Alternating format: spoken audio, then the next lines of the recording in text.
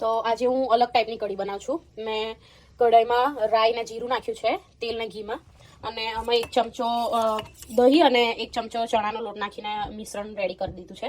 અને લવિંગ ને લીમડી અને આદુ ને મરચાં લીધા છે, અને આ ઓનિયન લીધી છે, અને હિંગ છે, અને આ બધા મસાલા છે.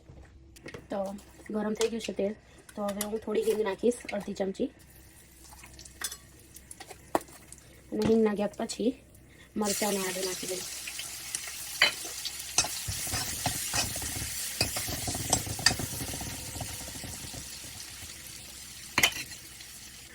હવે આમાં ડુંગળી નાખી દઈશ અને એને મિક્સ કરીને થોડી વાર શેકાવા દઈશ. જ્યાં સુધી બ્રાઉન ના થઈ જાય ત્યાં સુધી હું એને શેકાવા દઈશ.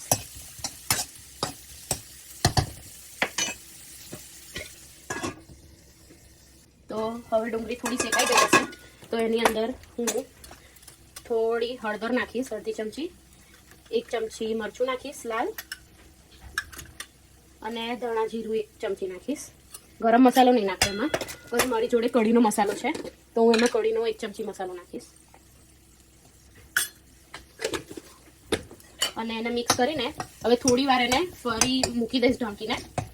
થોડું શેકાઈ જાય પછી હું એમાં આ જે દહીં ને ચણાના લોટનું જે મિશ્રણ છે એમાં એડ કરીશ.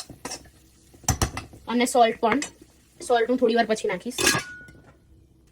તો હવે એમાં કઢીનું મિશ્રણ આપણે નાખી દઈએ.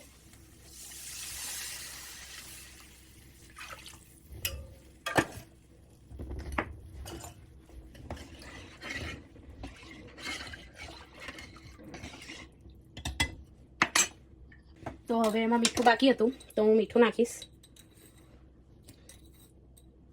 1 આખીને 1 અડધી ચમચી નાખીશ.